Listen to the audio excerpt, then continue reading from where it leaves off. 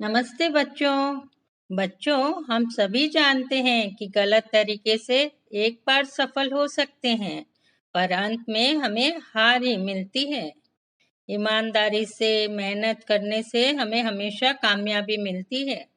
आज मैं कहानी वाली नानी आपको ऐसी ही कहानी सुना रही हूँ। कहानी है ईमानदारी का इनाम। सुनो बच्चों। श्रेयस कॉलोनी में बिट्टू, आर्यन, रोनित और क्रिश रहते थे। वे चारों ही एक ही स्कूल में और एक ही कक्षा में पढ़ते थे और स्कूल की बस से साथ में स्कूल जाते और साथ साथ वापस आते। एक दिन की बात है। बिट्टू स्कूल की बस से नीचे उतरा और अपने घर की तरफ जा रहा था।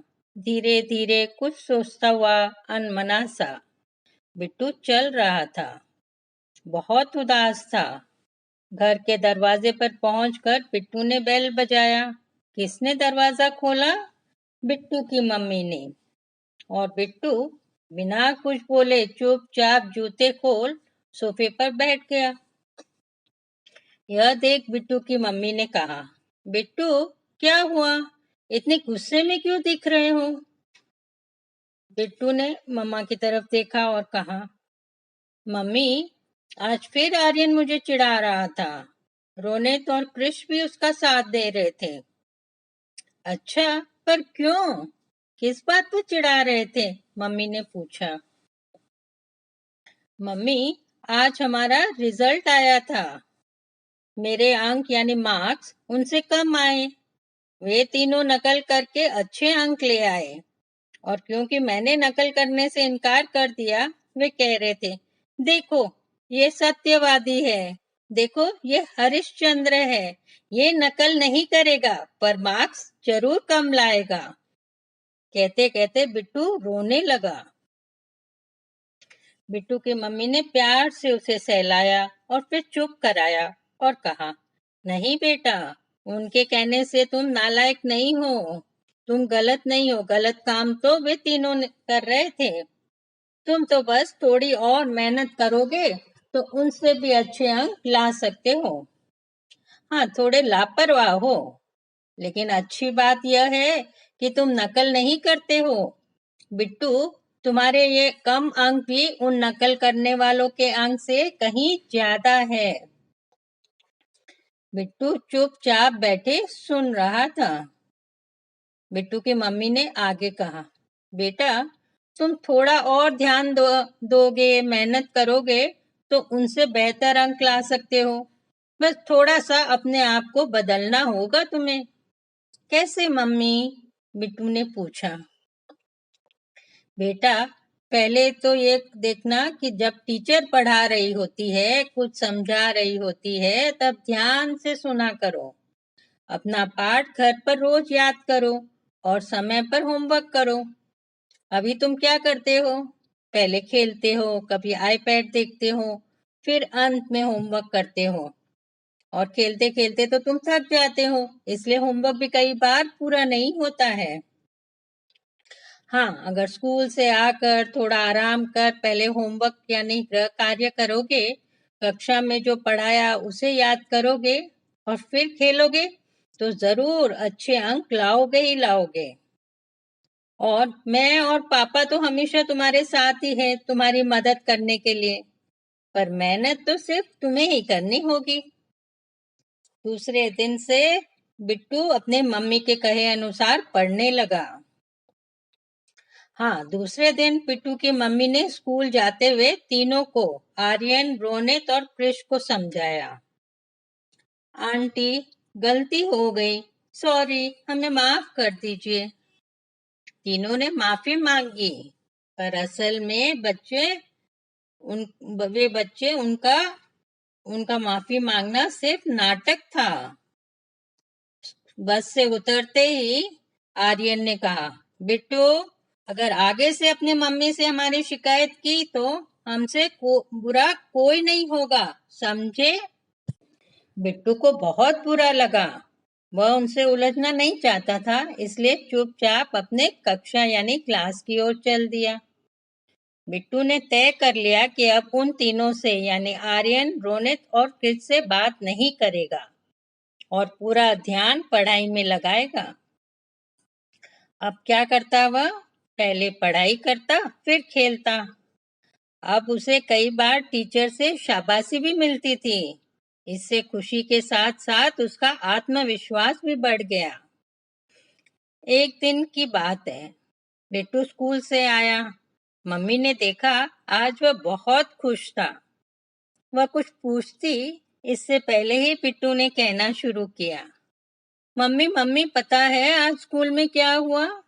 आज शिक्षा उप निदेशक जी स्कूल टीम के साथ निरीक्षण करने यानी इंस्पेक्शन करने आए थे। उन्होंने सब क्लासों का टेस्ट लिया। पता है कैसे? मम्मी गौर से बिट्टू को देख रही थी और सुन रही थी। कैसे? मम्मी उन्होंने बच्चों को खुले मैदान में बिठाया, कक्षावार टेस्ट लिया। आर्यन मेरे आगे बैठा था और कृष मेरे पीछे, और दोनों ही मुझे बार बार नकल करने के लिए उकसाते रहे। क्रिस तो मुझसे बार बार उत्तर पूछ रहा था। फिर उत्सुकता पूर्वक मम्मी ने पूछा, लेकिन मम्मी मैंने एक बार भी उनकी तरफ नहीं देखा। चुपचाप अपने प्रश्न स्वयं हल करता रहा। मम्मी टेस्ट के वक्त शायद उपनिदेशक जी हमारी तरफ ही देख रहे थे। जब टेस्ट समाप्त हुआ तब उन्होंने इशारा करके मुझे स्टेज पर बुलाया। क्यों बेटा? मम्मी थोड़ा डर गई थी। मम्मी का चेहरा देखकर बिट्टू मुस्कुराया और कहा, मम्मी मम्मी सुनो तो सही। एक बार तो मैं भी डर गया था। जब मैं धीरे धीरे स्टेज पर पहुंचा तब पहले तो उप निदेशक जी ने मेरा नाम पूछा। मैंने धीरे से कहा, मेरा नाम बिट्टू है। उन्होंने मेरी पीठ थपथपाई और सबसे कहा। जब चेस चल रहा था मेरा ध्यान बिट्टू और उसके आसपास बैठे बच्चों पर ही था। मुझे कुछ फुसफुसाहट सुनाई दे रही थी। आवाज वहीं से आ रही थी। मैंने देखा इसके साथी बार बार नकल के लिए उसे उकसा रहे थे, उससे कुछ पूछ रहे थे, पर यह लड़का यानी बिट्टू चुपचाप अपना पेपर हल कर रहा था। बिट्टू की ईमानदारी देखकर मुझे बहुत खुशी हुई। और फिर सभी बच्चों से उपनिदेशक जी ने कहा, बच्चों आप जो भी अपनी ईमानदारी से, मेहनत से और अक्ल से लिख पाए हो, वही ईमानदारी, मेहनत और अक्ल आपको जीवन के सभी मुश्किलों से लड़ने की ताकत देगा और आत्मविश्वास बढ़ाएगा। इतना कहकर बिट्टू ने क्या किया? अपनी जेब से एक पेन निकाला और कहा, मम्मी उप निदेशक जी ने अपनी जेब से एक पेन निकाला, यही पेन है, वह मुझे दिया इनाम के तौर पे और साथ में चॉकलेट भी। और कृष और रोनित को चेतावनी दी कि आगे से ऐसा न करे वरना परीक्षा में ही बैठने नहीं दिया जाएगा। यह सुन मम्मी ने बिट्टू को गले लगा लिया। शाबाश बेटा, और उनकी आंखों में खुशी के आंसू थे। तो बच्चों आप भी समझ गए होंगे, मेहनत और ईमानदारी हमेशा इनाम ही दिलवाती है। आप भी परीक्षा में कभी नकल न करना। और बच्चों कैसी लगी ये कहानी, ईमानदारी का इनाम? हाँ, ऐसी और कई मजेदार कहानियां आप मेरे YouTube चैनल पर, कहानी वाली नानी के चैनल पर सुन सकते हो। सब्सक्राइब कर बेल बटन जरूर दबाना ताकि आप मेरी कोई भी कहानी मिस ना करो। कहानी अच्छी लगे तो लाइक बटन दबाना और कमेंट्स भी भेज सकते हो, और कहानी अपने दोस्तों के साथ शेयर भी कर सकते हो।